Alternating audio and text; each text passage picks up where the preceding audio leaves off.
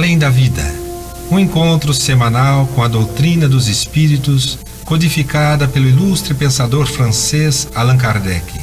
Um momento de meditação, um momento de reflexão, um momento de luz. Além da vida, uma mensagem de esperança para um novo amanhecer. Todos os domingos, às 8h30 da manhã, aqui, na Rádio Londrina.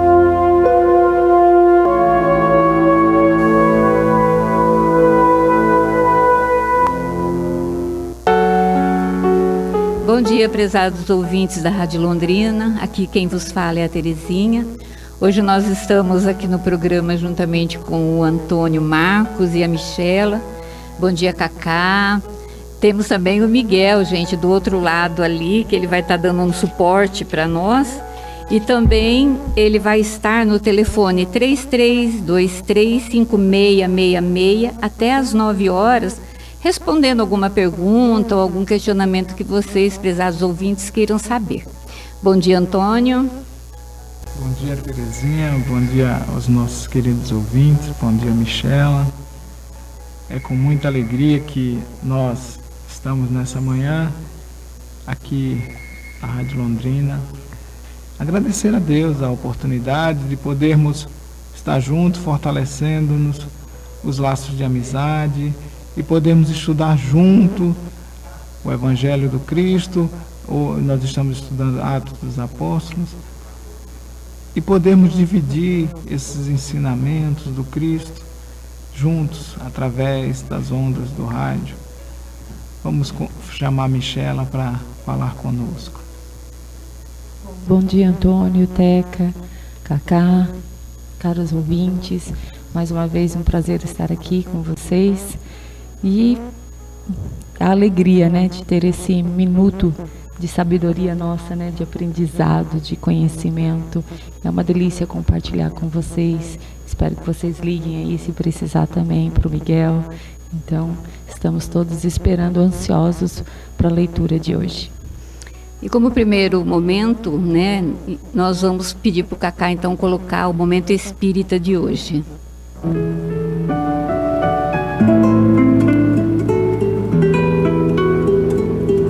Quando Ava descobriu que estava grávida, teve um choque.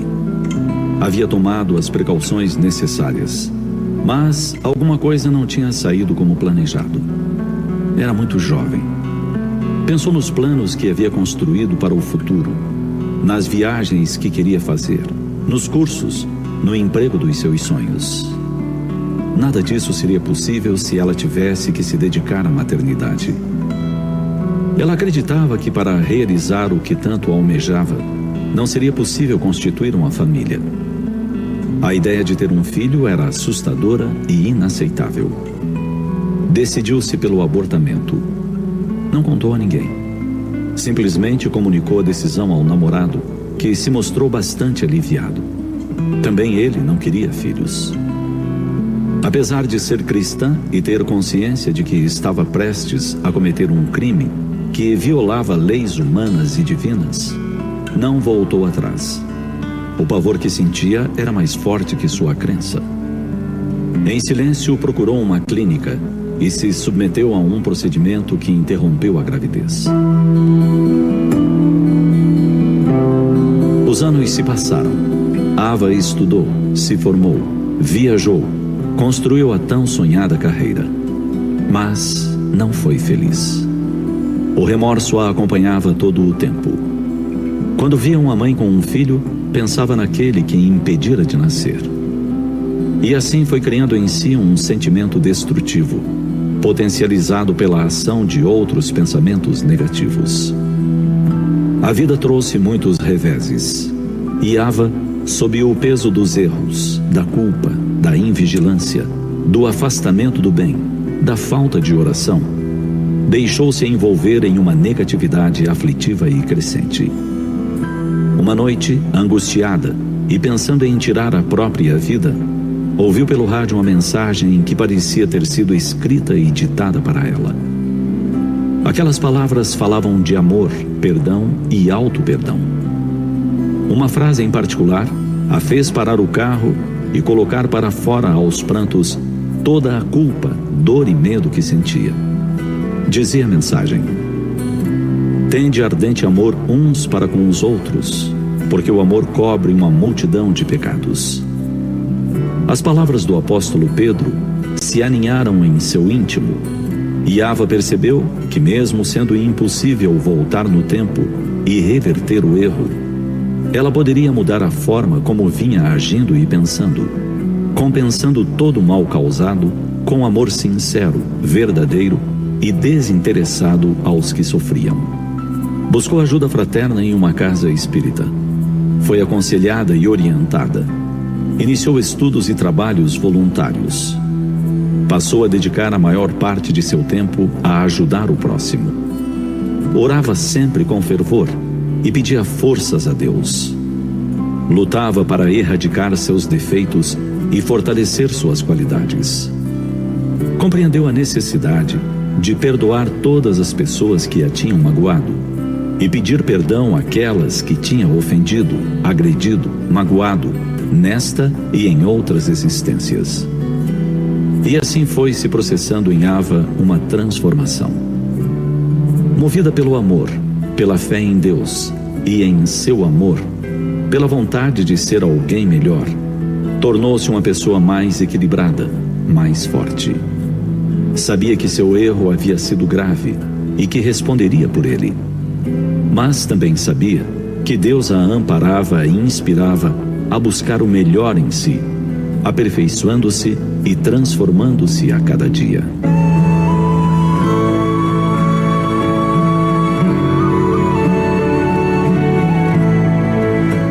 Pensemos nisso. Nenhum erro é irreparável. Contudo, cabe-nos zelar para não incidir na mesma falta.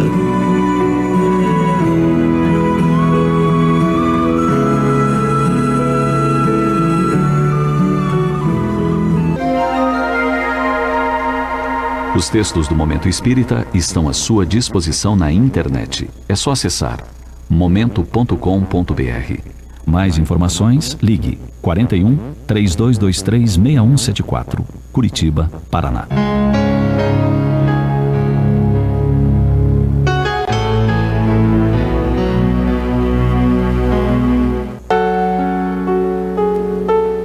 Tá aí, prezados ouvintes, a mensagem do Momento Espírita. E uma mensagem bastante profunda e que nos faz pensar muito, né? Dá-nos, assim, material, às vezes, para um programa, ou muito mais programas, né? Só de comentar esse texto. A gente vê que muitos espíritos, né? Eles sofrem muito exatamente por falta do auto-perdão. Mas sempre há uma oportunidade de melhora, de reconstruir ou de fazer a mudança, né? Que é necessária. A gente muitas vezes não pode corrigir o que passou, mas a gente pode fazer uma vida melhor para o futuro, né? Se transformando, trabalhando, buscando se modificar, não é, Antônio? Sim, Terezinha. Nós temos que lembrar sempre de Jesus, porque Ele nos ensina, através do Evangelho, que não devemos julgar a ninguém, porque o erro faz parte da experiência na carne. Nós somos espíritos e estamos carne. Por isso que a posição da nossa irmã da mensagem, quando comete o aborto, é uma posição equivocada, porque está tirando a oportunidade daquele irmãozinho renascer, vir novamente, daquele espírito vir novamente. Mas isso não é uma posição de julgamento, e sim uma posição da informação de que temos necessidade de ter, de conhecer, de sabermos de fato o que somos. E aí nós buscarmos ter responsabilidade em nossas vidas, usar a responsabilidade no lugar de nos culparmos. E aí, passado aquele momento difícil, angustioso, ela se reencontrou e buscou uma vida melhor. Assim é com todos nós. Erramos, botamos a mão em nossa consciência, pedimos perdão renunciamos a muitas coisas para consertarmos aonde erramos e buscamos essa vida melhor. E só conseguimos isso com Jesus. Jesus conosco, através do seu Evangelho, nos auxiliando a nos renovar. Michela, o que é que você achou dessa mensagem, Michela? Antônio, eu diria para todos que Jesus nos conhece. Ele sabe que somos seres imperfeitos, que somos seres em evolução. Conhece os nossos erros e os nossos defeitos. Mas quando a luz da nossa consciência começa a nos cobrar, é o início de Deus em nós. É o início da nossa transformação. Não precisamos ficar como a senhora em questão, se culpando a ponto de tentar até contra a própria vida. Mas sim, aquilo ali é um alerta para um recomeço, para uma mudança. E esse é o convite de Jesus. Ele disse que veio ao mundo para colocar no coração dos homens o reino de Deus. E o reino de Deus é isso. É o perdão, é o amor, é o desenvolvimento. Porque todos somos imperfeitos. Por isso aqui estamos. Então essa é a oportunidade. Assim como Deus renova o dia, renove nossos corações. A oportunidade da mudança, do trabalho e do amor ao próximo. Né, Teca? Verdade, Michela. Bom, como nós estamos fazendo então, né, desde o início desse livro do Atos dos Apóstolos, cada programa então a gente vai falar, né, sobre um personagem da Boa Nova. E hoje então nós escolhemos para falar sobre o apóstolo Lucas, né, que nós sabemos é um dos 4, né, evangelistas e é autor do 3º evangelho e do livro do Atos dos Apóstolos.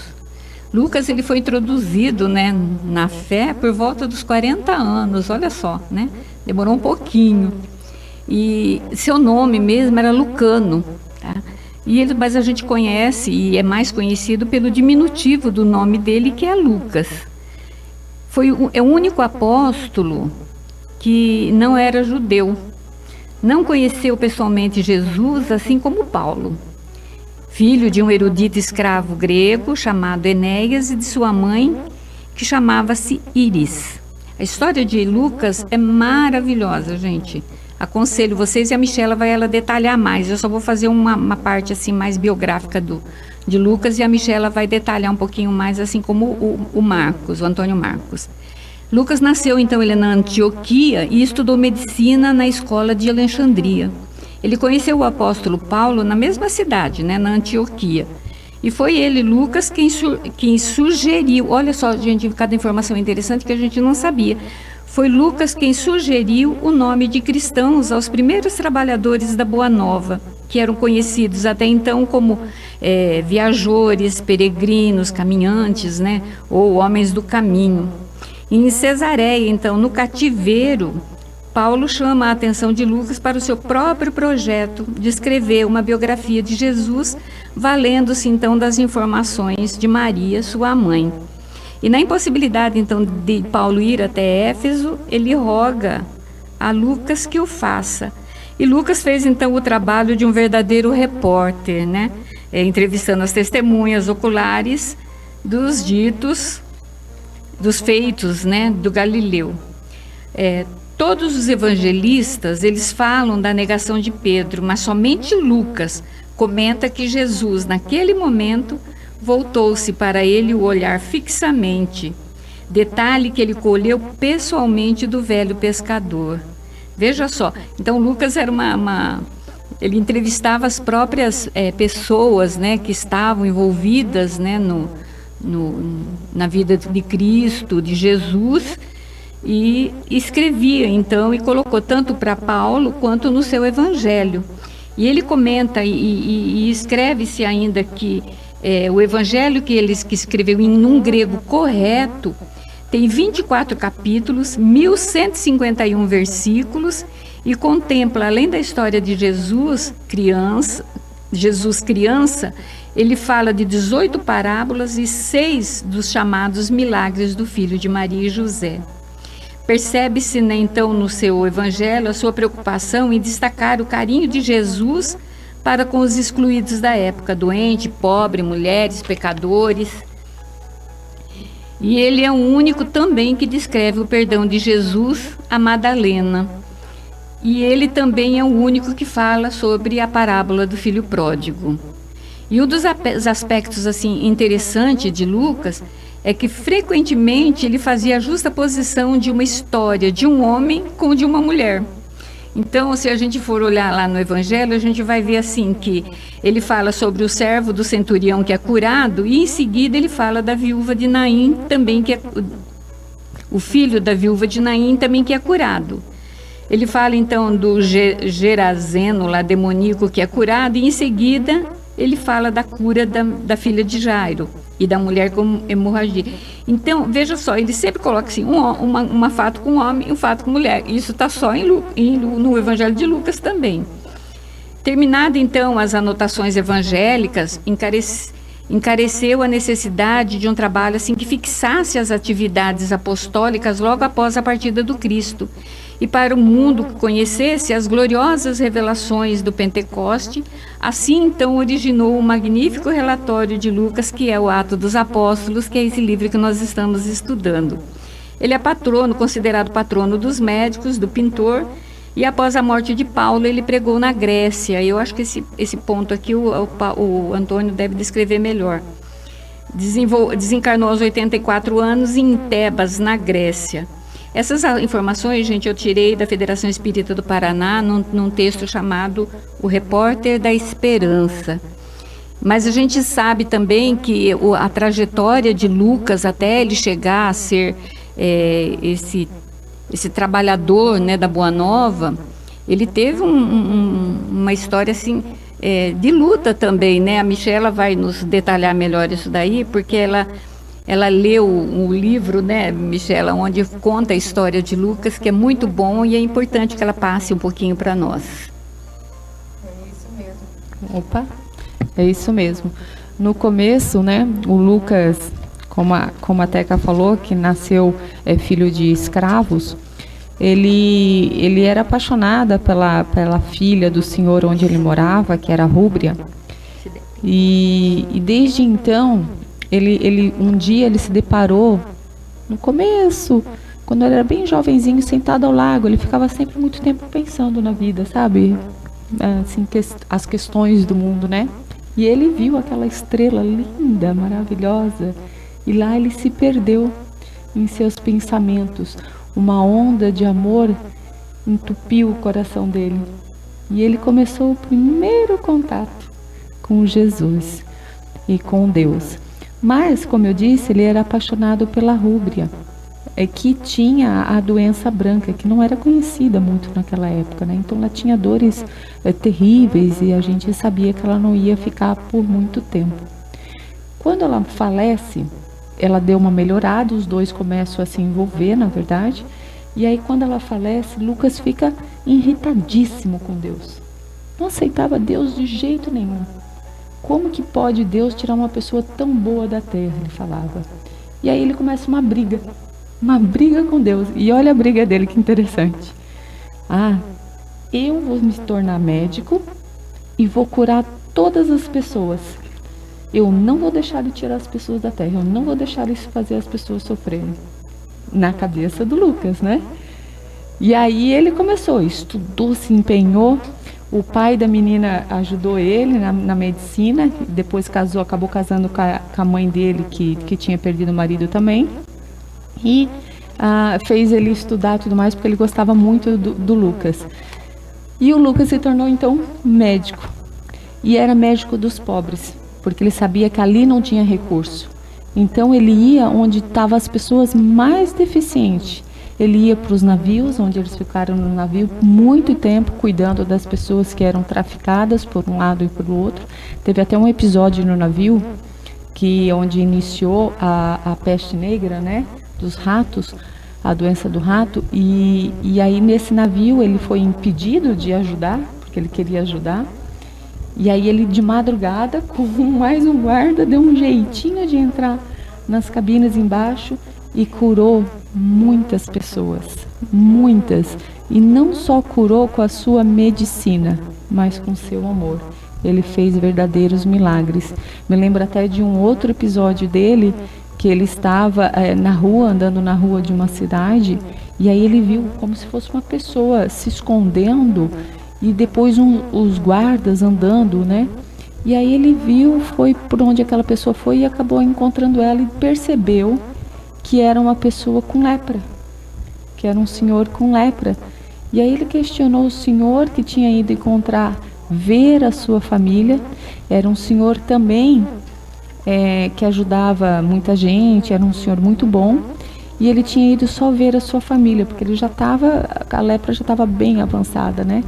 E aí Lucas teve tanto amor a esse senhor, que ele abraçou com tanto carinho e pediu a misericórdia, porque embora ele a briga com Deus, ele falava com Deus o tempo inteiro, né? E ele pediu misericórdia para aquele servidor. No outro dia o homem estava completamente curado com o seu abraço.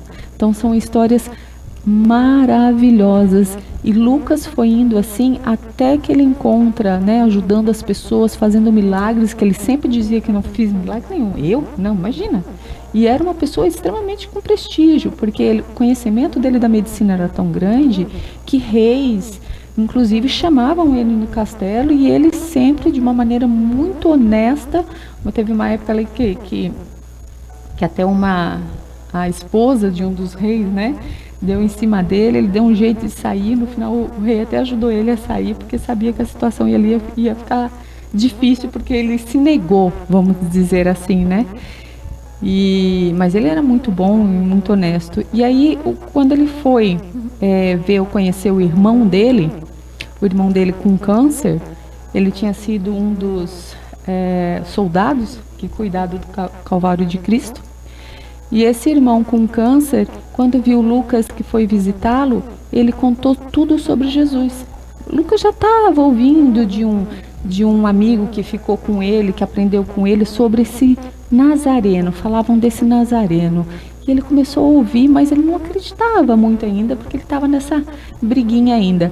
E aí, esse irmão dele contou toda a história de Jesus, que Jesus ainda disse, e que Jesus havia contado para ele, para o guarda, que o irmão dele viria, e que quando o irmão dele viesse, que ele contasse toda a história de Maria, que o guarda até auxiliou um pouco Maria nessa crucificação de Jesus, e que ele ia ser curado. E ele contou isso para Lucas, e Lucas saiu dali, porque ele era médico, sabia que o irmão estava em câncer terminal, estava bem inchado, com bastante o câncer espalhado, e saiu, ficou orando, rezou a noite, saiu para meditar. No outro dia ele estava sentado assim num penhasco ainda meditando, e os amigos, os guardas, vamos por assim, do irmão dele vieram chamar. E ele estava lá com o que ele achava que era um cachorro, né? Que ele viu uma cadelinha assim toda magrinha com os filhotinhos, e ele começou a fazer carinho, né? Aí os guardas, os trabalhadores da casa do irmão dele falaram assim, né? Bom, não é de se estranhar que ele está com chacais. Eram chacais. Mas o amor dele pela criatura era tanta que os bichinhos também não atacaram ele nada. Ao contrário, ela deixou os filhotes ir junto com ele.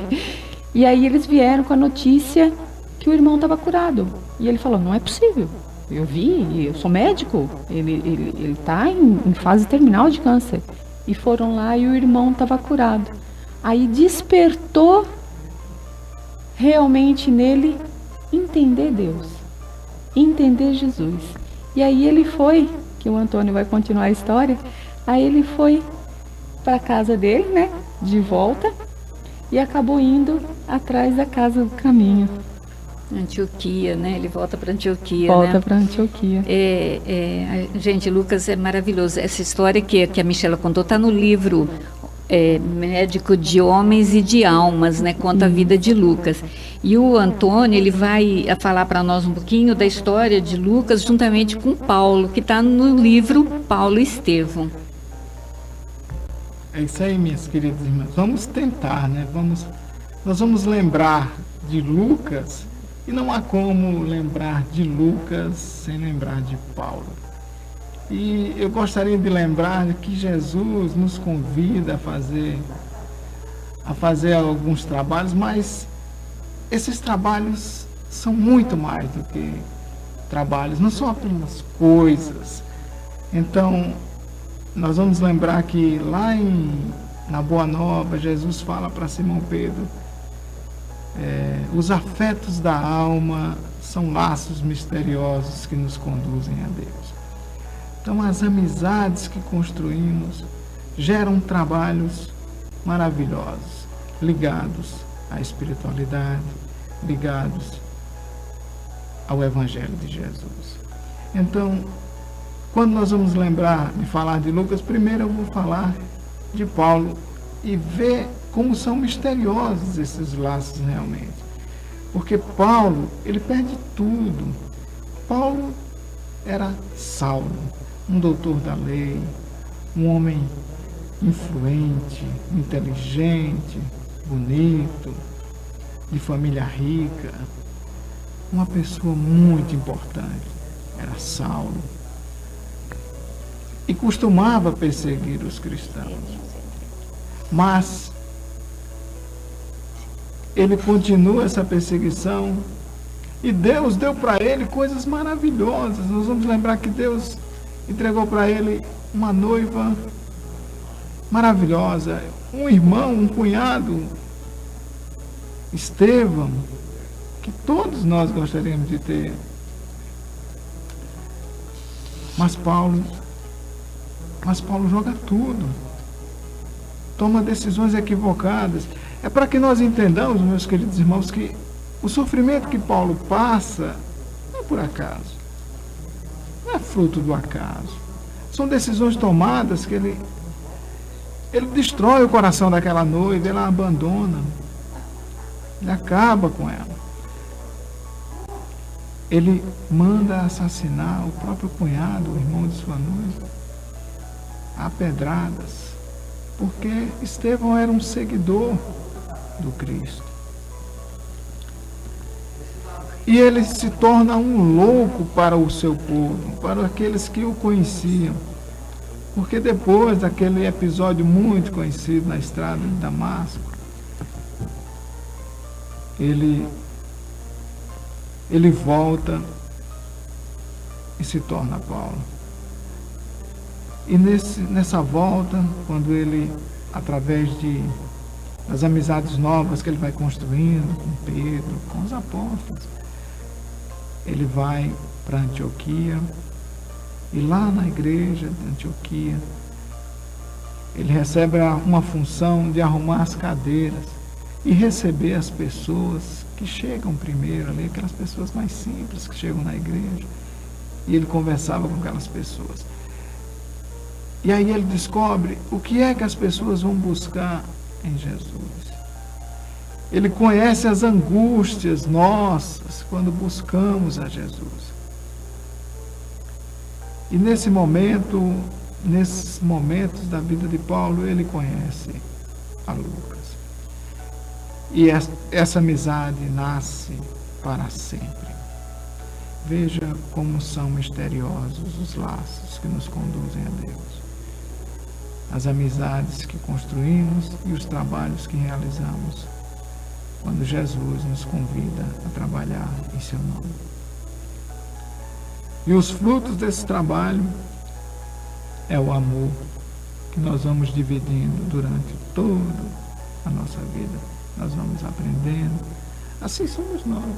Quando fazemos as nossas amizades, estamos aqui reunidos na rádio, falando sobre os evangelhos, evangelistas, falando sobre os Atos dos Apóstolos, falando sobre Lucas, sobre Paulo. Assim somos nós, fortalecendo os nossos laços de amizade, em nome de Jesus, nos unindo a Deus. Somos todos nós, meus queridos. E Lucas, através dessa amizade, é convidado por Paulo para escrever, porque Lucas é uma pessoa muito inteligente. é médico, é estudado, profundo conhecedor da língua grega, e escreve com maestria o Evangelho.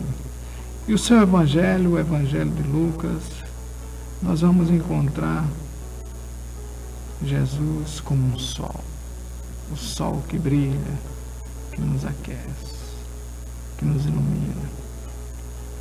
Só Lucas nos traz as informações de Jesus antes de nascer, porque ele conheceu Maria e possivelmente Maria conta tudo para ele, porque ele não teve a oportunidade de conhecer Jesus criança.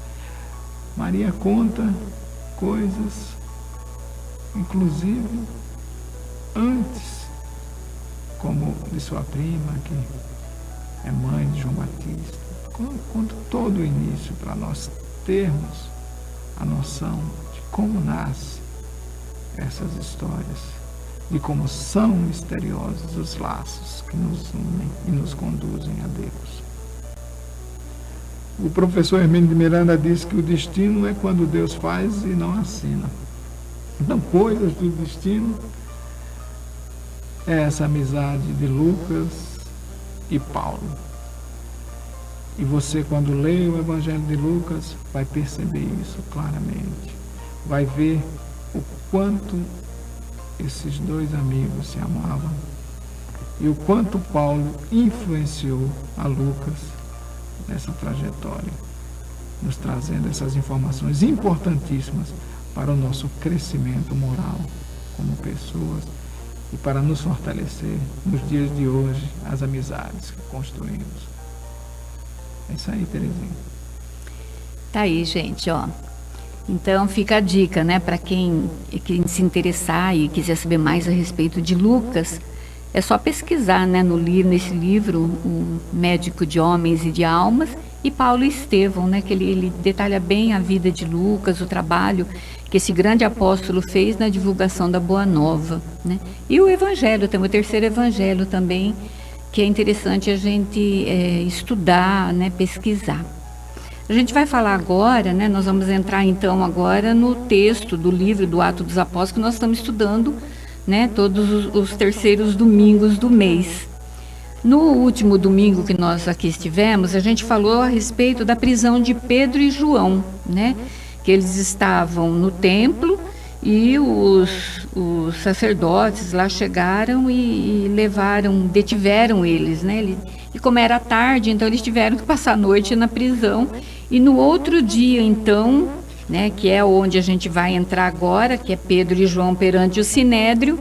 Então, Lucas diz assim: no dia seguinte, reuniram-se em Jerusalém os chefes do povo, os anciãos, os escribas, com Anás, sumo sacerdote, e o sumo sacerdote Caifás, João, Alexandre e todos os que eram da linhagem pontificial. Colocando-os no meio, perguntaram: com que poder ou em que nome fizeste isso? Porque ele tá perguntando aqui por conta da cura do coxo, que eles fazem, e é por conta disso que os sacerdotes o prendem, né? Então ele diz: por quê? Por nome de quem então que vocês fazem isso? Então Pedro, cheio do Espírito Santo, respondeu-lhes: chefe do povo e anciãos, ouvi-me. Se hoje somos interrogados a respeito do benefício feito ao enfermo e em que nome ele foi curado, ficais sabendo todos vós e todo o povo de Israel. Foi em nome de Jesus Cristo Nazareno que vós crucificastes, mas que Deus ressuscitou dos mortos. Por ele é que esse homem se achava são em pé diante de vós. Em Jesus, pedra que foi desprezada por vós, edificadores, tornou-se a pedra angular. Em nenhum outro há salvação, porque debaixo do céu nenhum outro nome foi dado ao homem pelo qual devamos ser salvos. Isso está no Atos dos Apóstolos, no capítulo 5. No capítulo 5, no versículo 5, na verdade, vai até o versículo 12. Então, gente, veja só. Para a gente começar a entender um pouquinho do que está acontecendo aqui, né, nessa leitura, primeiro a gente vai dizer assim, mas o que era o Sinédrio? O que era o Sinédrio naquela época, né? E a gente vai ver que o Sinédrio, ele continua até nos dias de hoje, viu? A gente vai analisar isso daqui e vocês vão chegar a essa conclusão também. Então, eles falam assim que o Sinédrio era a Suprema Corte dos Judeus, o mais alto tribunal que se reunia em Jerusalém. Os membros desse Sinédrio, eles governavam e julgavam o povo judeu de acordo com a lei de Moisés e as tradições judaicas. O chefe do Sinédrio era o sumo sacerdote, o líder de todos os sacerdotes do templo, né? Então era o Anás, né, que era o sumo sacerdote, e auxiliado, que era um dos maiores também, era Caifás. Além das leis do Império Romano, os judeus também tinham que obedecer, eles obedeciam também às leis de Moisés. E o Sinédrio apenas julgava os crimes contra as leis judaicas. Os gentios não eram julgados pelo Sinédrio. E por vezes eles tinham que pedir permissão às autoridades romanas para executar a pena de morte. Tem um texto em João 18:31 que fala bem a respeito disso aqui, viu? Além de corrupção, o Sinédrio também tinha divisões. Alguns membros eram fariseus e os outros eram saduceus, com interpretações muito diferentes das leis de Deus. E a gente vai ver isso daqui lá mais para frente, porque Paulo, ele acaba se beneficiando com isso daqui quando ele é detido também, né? E ele também vai até o Sinédrio para ser interrogado, ele usa esse argumento aqui, né? A interpretação diferente das leis, e ele acaba sendo liberto, mas a gente vai falar isso lá mais para frente. O Sinédrio, ele deveria promover a santidade e a obediência, né, a Deus, mas apenas eles promoviam os seus próprios interesses. Por isso que eu digo que esse Sinédrio é bem atual, né? A gente vê muito isso aqui ainda nos dias de hoje. Mas tinha também homens tementes a Deus, que amavam a justiça. José de Arimateia, né, que sepultou Jesus no seu próprio túmulo, condenando assim a decisão de seus colegas, né, de matar Jesus. Gamaliel também, que foi um professor de Paulo e aconselhou o Sinédrio a não tomar ação contra os discípulos de Jesus. E a gente vê também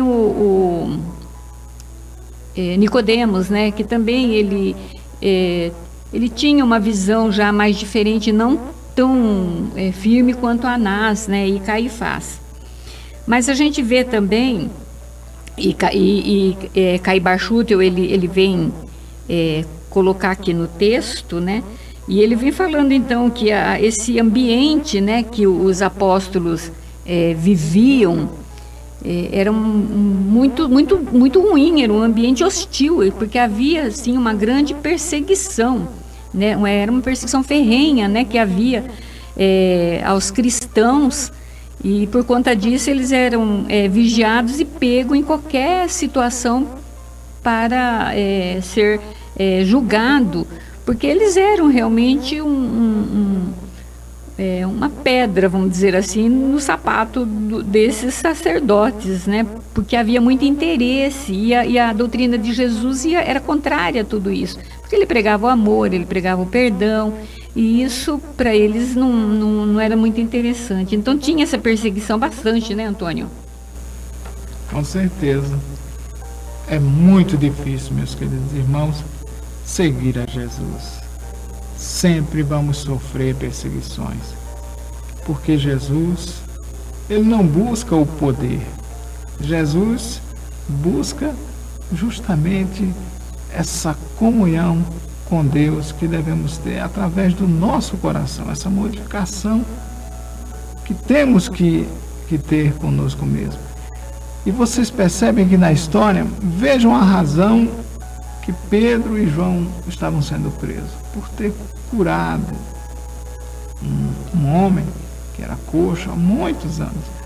Esse homem, e todos sabiam que esse homem não andava, que era uma pessoa extremamente doente, e eles, com inveja, porque eles eram que poderiam ter feito isso, mostrando misericórdia, mostrando esse sentimento que é ensinado na lei mosaica, que é ensinado o amor ao próximo já é ensinado. Amor a Deus, amor ao próximo, está lá nas leis, nos 10 mandamentos.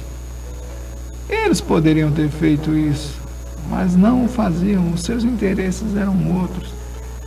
E aqueles que criaram a comunidade, a casa do caminho, os apóstolos, que após a saída do Cristo, porque, como diz o texto, como Caibá lembra bem, de que eles crucificaram a Jesus e perseguiam todos que comunhavam daquelas ideias de libertação através do perdão, através do amor ao próximo, através do desinteresse. Eles perseguiam de forma ferrenha, com muito ódio, com impiedade. Eram pessoas que realmente deixavam um ambiente muito difícil para os apóstolos. Porém, vejam a persistência, a luta. Nunca desistiam, eles estavam sempre determinados a fazer. E não é porque o Sinédrio, muito poderoso na época, não é mais poderoso que o Espírito, não é mais poderoso que Deus, e nunca será, nem na época e nem nos dias de hoje. Nós temos que lembrar sempre disso, meus queridos irmãos. Se você acha que vir a vida física, você vir aqui reencarnar, é viver isoladamente, é viver quietinho num canto, você está equivocado, meu querido. A vida é agitada, ora estamos aqui, ora estamos acolá. A vida nos convida a nos movimentar. Oração é orar em ação. E a melhor coisa a buscarmos fazer é servir. Servir ao nosso próximo. Com a luz dos evangelhos, com a luz do Cristo. E era isso que os apóstolos faziam. E era por isso que eles eram perseguidos, imolados, açoitados. E nós vamos ver, e todos já sabemos, não precisa dar spoiler nenhum sobre a história, que sabemos que, com exceção de João, todos os outros foram assassinados, assim como o Cristo foi crucificado. Mas ressuscitou ao terceiro dia, retornando, nos mostrando que a vida continua, que a vida, a verdadeira vida, é a vida espiritual. E que não devemos temer os problemas que são oferecidos quando nós buscamos o caminho de Deus. As dificuldades que encontramos. Temos fé, tenhamos sempre boa vontade. E peguemos os exemplos, que hoje está muito mais fácil, meus queridos. Hoje temos um pouco mais de justiça. E a lei hoje é mais flexível do que naquela época. Não tenhamos medo. Façamos nossas lutas, façamos nossas amizades sempre. Como disse Jesus, angariai amigos sempre, até mesmo na injustiça. Façamos amigos e busquemos ser melhores a cada dia, sem ter medo do que possa acontecer conosco mesmo, porque somos espíritos imortais. E a Michela vai nos trazer mais orientações sobre essa passagem em Atos dos Apóstolos. Antes da Michela entrar um pouquinho, no texto aqui de Lucas, ele fala a respeito da pedra angular, né? E interessante que ele diz assim, olha, ele é a pedra desprezada por vós, edificadores, a qual foi posta com a pedra angular. Então, o que é essa pedra angular? É a sustentação, né? A gente sabe que numa edificação tem como se fosse o alicerce de um edifício, vamos dizer assim. E essa pedra angular para nós é Jesus, né? Essa sustentação, é Ele que nos dá o amparo, a força, a coragem, né, para a gente continuar. Por isso, então, que Pedro, ele fala assim, então, que Pedro estava cheio do Espírito Santo, porque ele tinha esse entendimento já da doutrina de Jesus, ele tinha essa fé muito forte nele, essa crença mesmo. Então, por conta disso que Caibachute, ele vai falar aqui no final do texto, né, quando ele está explicando o texto, ele diz assim, ó, cheio de intrepidez, sem temer a condenação e a morte, os dois apóstolos aproveitaram a oportunidade para externar entre os maiores que constituíam o conselho. Então a gente vê que a fé desses apóstolos era tanta que eles não temiam de modo algum a morte ou a condenação, porque eles tinham entendido muito bem aquele ensinamento de Jesus, né, que ele fala no Evangelho, que meu reino não é deste mundo. Então eles faziam o trabalho deles com muita fé, porque eles pensavam no reino de Deus e não nesse reino da terra. Eles fizeram o que puderam aqui, levaram a boa nova, disseminando o nome de Jesus onde eles passavam, exemplificando, fazendo os chamados milagres, né? Mas a gente sabe que ele manipulava essas forças fluídicas e faziam acontecer. Mas eles sabiam que tudo isso daqui era passageiro, que tinha um reino maior, e ele tinha esse entendimento, né, do meu reino não é deste mundo, né, Michela? O entendimento, Lucas, então mexer um pouquinho aqui para o som melhorar. Com Lucas, né, que escreveu Atos dos Apóstolos, como diz a Teca, né, e também como o Antônio explicou que Lucas conheceu Paulo e ali foi aonde ele escreveu, e por isso ele entrevistou todas as pessoas e escreveu esse Ato dos Apóstolos, né? Aqui mostra esse entendimento, porque Lucas também compreendeu depois que não era Deus que era mau, e sim eram os homens, que toda a tristeza, toda a desavença e tudo que a gente passa são obras de homens e não de Deus. E quando todos os apóstolos, que também eram rude, Pedro era pescador, era rude, Jesus foi ensinando a todos eles esse amor, assim como ele ensina a nós. E o que a Teca e o que o Antônio colocaram aqui nessa passagem do Atos é extremamente importante, que é a fé. Foi a fé e com o entendimento que eles conseguiriam então enfrentar o Sinédrio ou enfrentar todas as situações adversas do dia a dia. Então é com isso que eu convido vocês também, para que a gente tenha fé e tenha conhecimento. Como que eu vou ter conhecimento? Como o Antônio falou, vamos orar, vamos pegar um dia da semana para estudar o Evangelho na nossa casa, vamos compreender Deus, compreender a sua bondade, saber que, né, como o engano do Lucas lá no começo, que não é Deus que manda o sofrimento, e sim as nossas obras, as nossas imperfeições. E quando a gente entende isso, assim como os apóstolos também passaram por dificuldades até compreender, é onde há a nossa transformação, onde a gente tem aquela fé que nada mais nos abala, nem mesmo em frente ao Sinédrio, né? Nem mesmo em frente aos homens do poder, porque não temos mais medo, porque Jesus está conosco e nós conhecemos que Deus e a nossa vida é eterna como Espírito. E nós aqui estamos aprendendo. A Teca agora vai finalizar para nós esse restinho. A gente agora... Mas sobre esse texto, gente, é bom a gente dar uma estudadinha em casa também, sempre verificando tudo isso que a gente conversa aqui, para ter esse entendimento maior, né? Porque são textos maravilhosos que vai ser sempre para nós uma bússola mesmo orientadora, né? Nos mostrando sempre o caminho do amor, né? E essa fé, né? Que esses apóstolos tinham, que nós também possamos desenvolvê-las em nós. A gente vai passar agora para o José Antônio, né? Para a mensagem do Dr. José Antônio, o beijo de luz.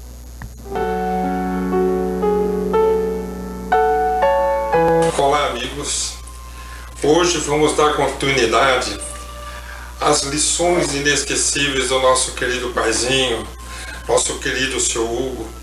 Inclusive, pedi aos amigos que me ajudassem, que colaborassem, que contassem fatos da vida de seu Hugo com eles, para que nós pudéssemos adicionar nas nossas reflexões, trazendo tanta riqueza que ele, o paizinho e Dona Dulce nos trouxeram às nossas existências, que tanto nos ajudaram a iluminar nossos caminhos.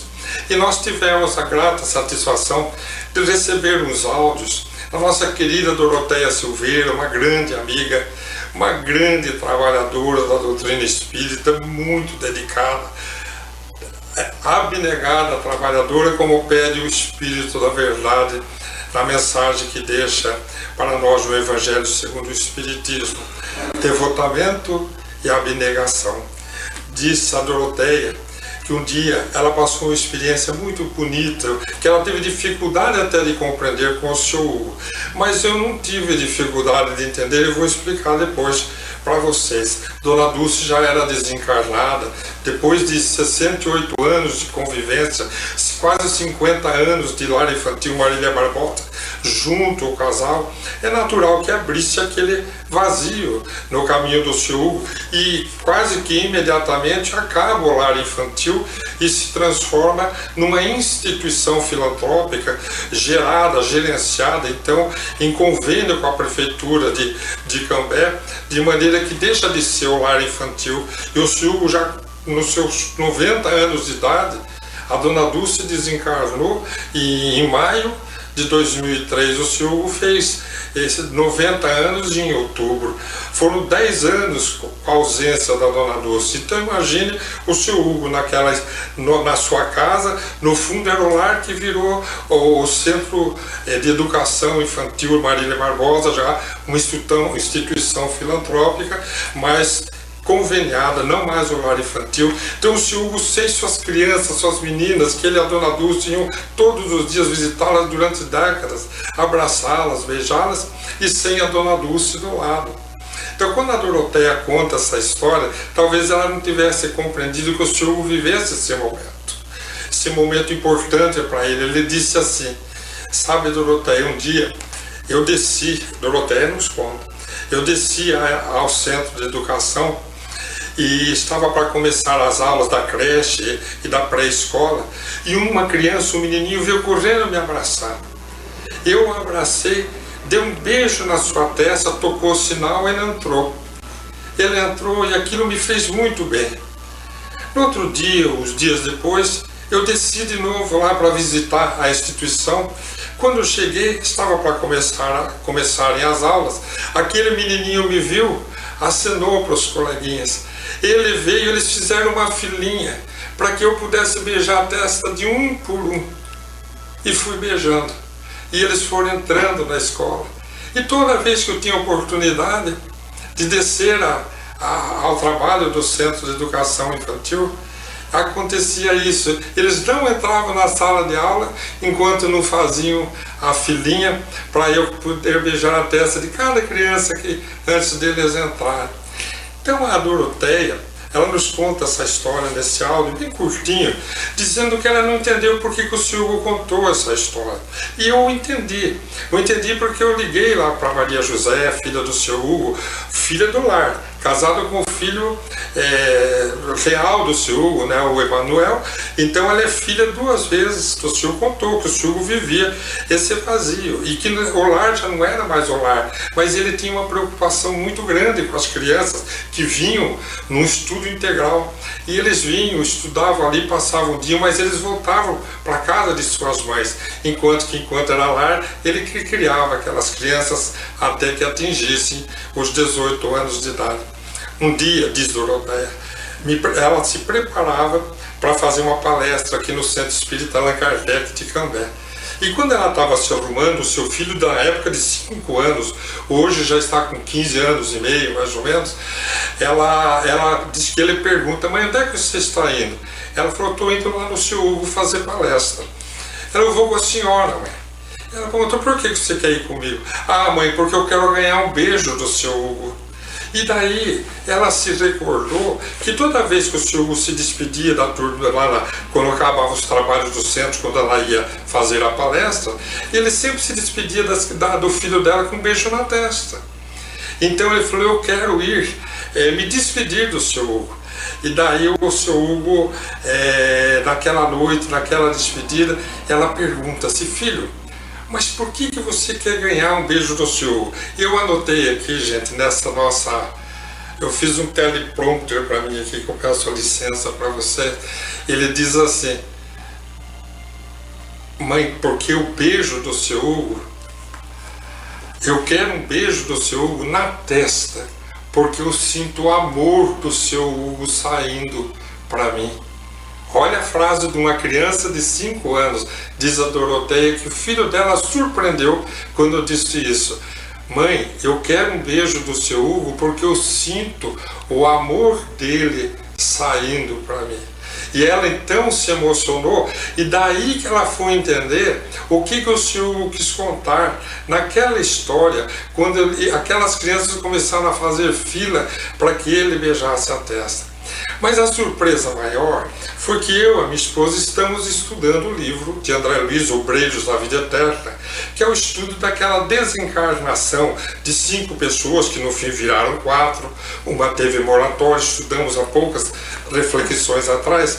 A surpresa que eu tive nesses dias foi de encontrar esse texto da desencarnação de Fábio. Fábio é uma pessoa de uma elevação moral, um homem maduro, segundo descreve André Luiz, estava na véspera da sua desencarnação, completamente consciente de que chegara a sua hora, vítima de tuberculose que o acompanhara a vida toda, desde 9 a 10 anos de idade. Uma vida sempre simples, um trabalhador dedicado. E o Fábio preparou a esposa e os filhos, eles evangelizaram o lar, as crianças sabiam que a vida continuava. Ele é uma pessoa de um equilíbrio, de uma retidão, de uma pessoa de uma vibração evangélica, um amor pela esposa, um carinho, uma ternura. E diz André Luiz que ele estava tão pronto para desencarnar, para ficar livre daquela doença que naquela época, 1940, ainda não tinha os tratamentos ideais, adequados. Ele podia contaminar seus filhos, então ele não podia abraçar, não podia beijar os filhos, e sabia que estava no último momento da sua existência aqui na Terra. Então a esposa chama os filhos para a prece do lar. Ele conversa antes com os filhos, um dos filhos faz a prece, eles beijam a mãe quando estão para sair. Ele pede generosamente, ele pede à esposa, eu vou ler lá para você, ele pede à esposa carinhosamente a permissão para poder, naquela noite, beijar os filhos. Ele diz assim: Mercedes, se você concorda, eu sentir-me-ia feliz por beijar hoje os nossos meninos. A senhora aqueceu comovida, mesmo sabendo que ele estava vomitando sangue pelos pulmões. Aí ele diz assim: traga-me por favor um lenço novo. Ela foi, pegou um lenço, e o que ele faz? Ele pega aquele lenço branco de linho, limpinho, e põe sobre a cabeça dos filhos, para poder não tocar a sua boca, porque ele tinha tanto amor pelos filhos que ele tinha medo de contaminá-los com a tuberculose. Mas aí ele pôs aquele lenço sobre a cabeça do filho e beijou com tanto amor aquele filho, depois tirou aquele lenço, pôs na cabeça do outro filho, beijou a cabeça dos filhos com tanto amor, que Jerônimo, o benfeitor de André Luiz, ali do lado, descreve assim. O André fala assim: eu vi que o pai cristão aplicou o lenço sobre a cabeleira das crianças, beijou o ninho.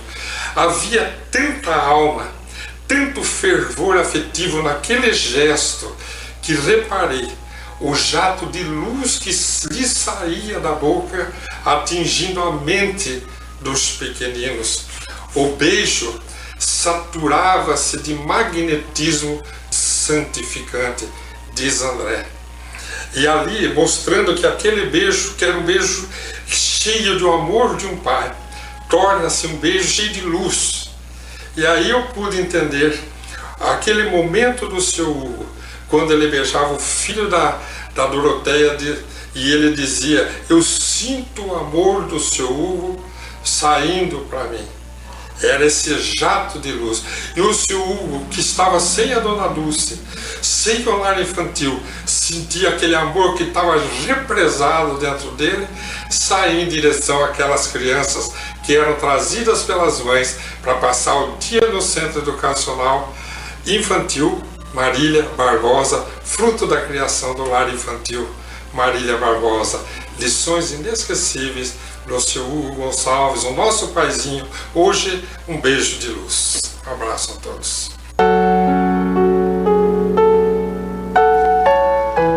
Tá aí, então, prezados ouvintes, a mensagem do Dr. Zé Antônio, né, pra gente. E nós vamos, então, encerrando o trabalho hoje, rogando a Jesus que abençoe a cada um, envolvendo nas suas vibrações de amor, de paz, que todos tenham um bom domingo, uma boa semana. Antônio? Deus abençoe a todos, queridos ouvintes.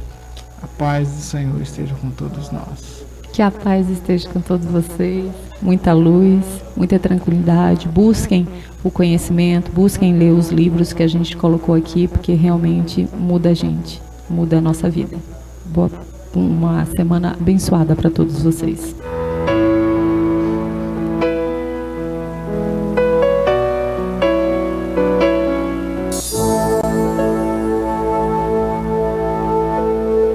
Além da vida, um encontro semanal com a doutrina dos espíritos, codificada pelo ilustre pensador francês Allan Kardec. Um momento de meditação, um momento de reflexão, um momento de luz. Além da vida, uma mensagem de esperança para um novo amanhecer.